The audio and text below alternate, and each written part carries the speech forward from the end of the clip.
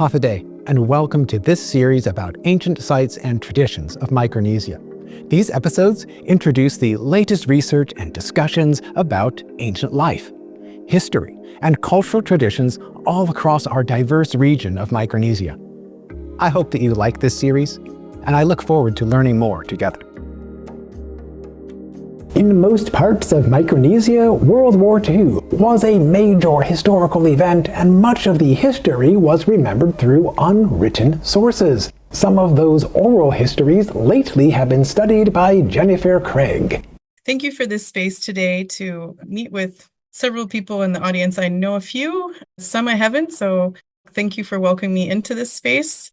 I am also an archaeology anthropology nerd, and I'm very excited to talk about my methodologies with you today because this feels like a great space to do so and help with refining what I'm talking about. I'm going to be coming in and out from this space as I move through my slides with you.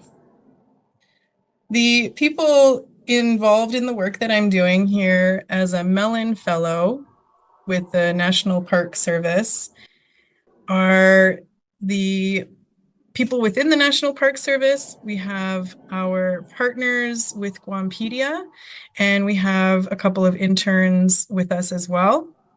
And so I wanted to share that even though I am presenting here today, there are a lot of people involved with the work who I work with on a regular basis, except for our retired chief interpreter, Rose Manibusan, but I'm working constantly with the stuff that she produced. So I just want to recognize her as well as our rangers and professionals and a nonprofit organization working together to do this project. I should clarify that the Mariana Island Wartime Experiences Through Oral History is the title of my fellowship, but the collections-based research in the Marianas Islands of the National Park Service is really what I'm focusing on today. So again, more methodological than sharing with you really what the oral histories are. This is not an appropriate time to do so, as we are still getting our blessings from the ancestors to move forward with sharing with you. Aims for my presentation are to contextualize what collections-based research is in the wider archaeology anthropology. I didn't know what this was until I saw it in a Society for Historical Archaeology conference luncheon, and I was like, I'm working in collections and I'm researching. So what is that? And when I went to the luncheon, I found out that that's the kind of work that I've been doing that crosses over between fieldwork and museology. And I attempt to bring in Chamorro terminology to align the concepts of established Indigenous archaeology. Please follow up with me for any mistakes or building on of what I'm doing. That would be really helpful. Thank you. The ultimate aim, of course, is towards healing with the power of truth and reconciliation. These interviews were conducted by civilians with our staff here at National Park Service. These civilians lived in the islands and experienced war arriving to them. And there are interviews, of course, with military service people who brought the war into the islands. These were collected in the 80s, 90s, early 2000s by National Park Service, and they're very powerful truth-telling stories. The people's names and stories are coming to light. They are wanting to be told.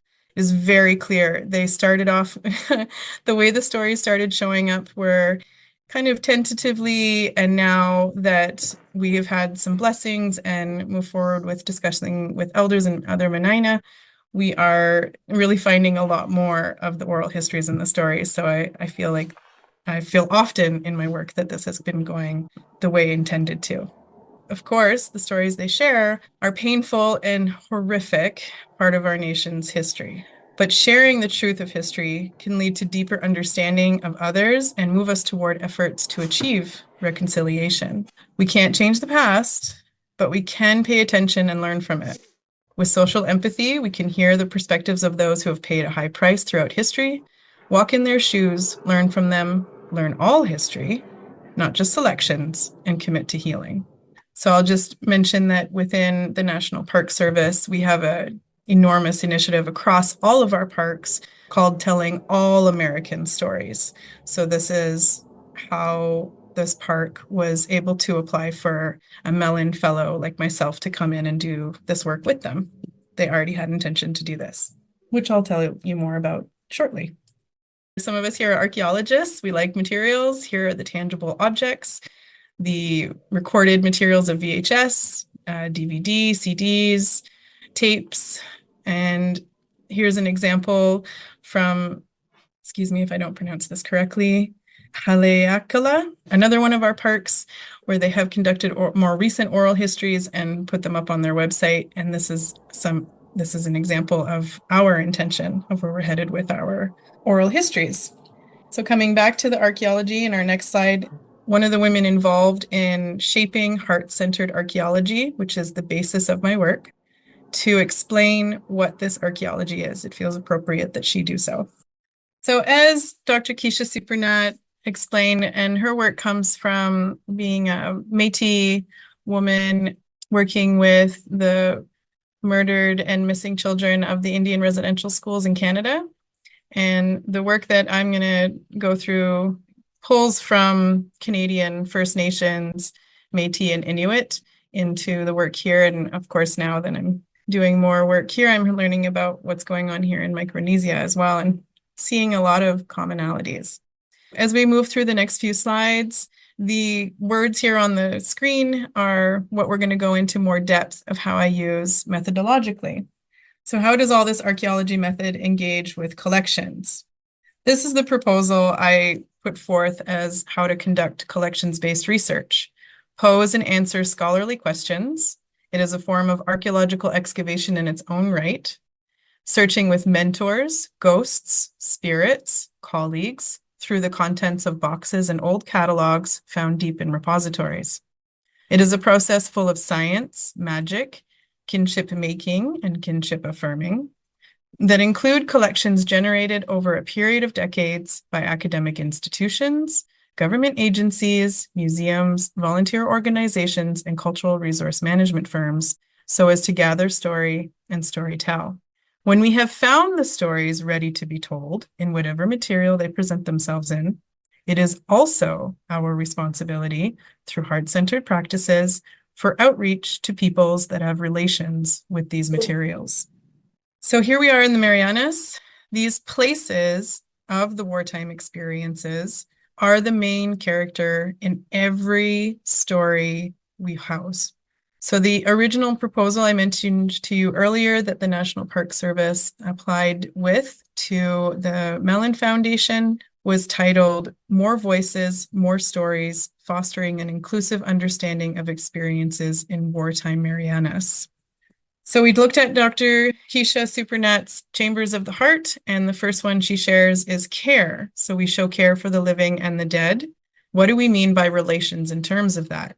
Relations is a complex cosmological connection from creator through ancestors to descendants. Emotion, how do we feel relations? How do we recognize we are all emotional and social as well as intellectual beings? So again, I mentioned earlier from the archaeological literature that my thinking comes from Métis Wahkohtowin. So I'm playing around with some words here in Chamorro, possibly Inafamaulik para Manmofona, and in English, metaphysical kinship. We blur timescapes, subverting eraser.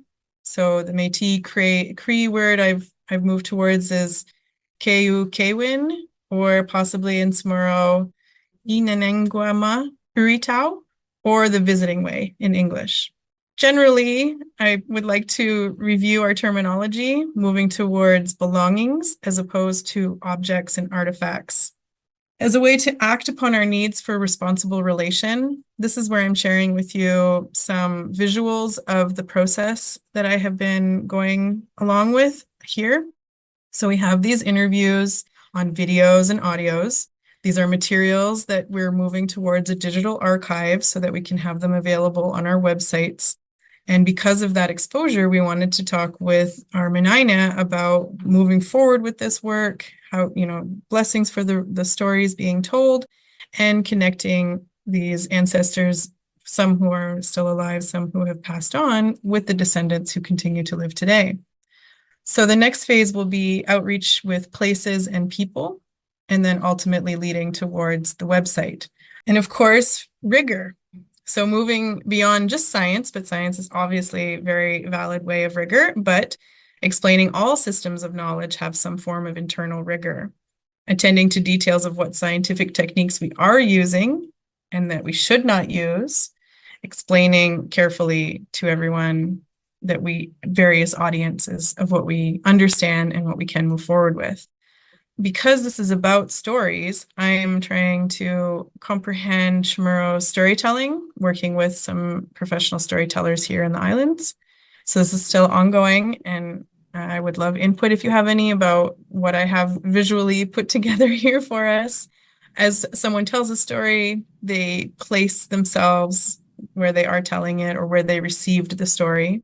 Those who inspired the telling of the story, timing of the truth, when the words felt right, and making sure that our wording is correct for the audience that we're sharing it with, and then how that relates to today. So still ongoing. Of course, as we connect with places and people, this is at the heart of heart-centered practices. And certainly the point I made very recently, yesterday morning, with another panel presentation that I did for the National Park Service, where across 2 panels we had 150 people attending within the parks. This reminds me that we do have these peoples and places that I'm in right now, participating in another conference that was recently performed here with UOG at the Class 45. My work on stories and collections performing Indigenous feminist community collaboration collections-based research was within the session on health and wellness. And when I saw that alongside the keynote speaker being about these missile arsenals and thinking about how war may not be such a distant idea with what we're seeing going on around us. And if we're going to move towards being in reconciliation with one another, if that were to occur, and what we can learn from our past, our stories, these oral histories are moving towards us.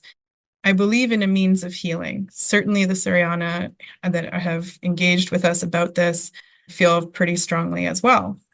So truth and reconciliation is a process that can promote community healing. Refusing to talk about painful histories only hides them. And I apologize if this upsets you, but it's true. The impact is still there, and we need to address those discomforts. It's a process where both the victims and the perpetrators can tell their stories, providing a way to listen to each other deeply. And the validation of being heard can help towards healing for the individuals that went through it and the communities that descend from them. So returning to some of the more archaeology, thinking about the paperwork and the administration and the operations of such things, I just wanted to point out that archaeology and anthropology were intrinsically colonial practices. But as more people of varying identities are entering our field, we are weaving alternate and more inclusive ways of knowing and being. That's certainly been wonderful examples here in our conference today. I'm proposing ecosystems, and not only me, there's quite a few other, that ecosystems supplant the formal polarity of binary disciplines of natural and cultural resources, that they're actually feeding each other and working with each other. Former administration was focused on categorization. Terminology is moving away from Eurocentric wording exclusively, engaging with other types of languages. Being Chamorro would be great. We've already got some Métis involved in there. Practices are becoming more community collaborative, and rigor is moving beyond science, involving far more traditional knowledge as a rigorous system. Thank you for your time today with this presentation. Thank you for joining us in learning about ancient sites and traditions of Micronesia. If you would like to learn more details, then I encourage you to visit, in person or online, the Micronesian Area Research Center of the University of Guam. Thank you again for watching this program. I hope that you will continue to explore and discover more.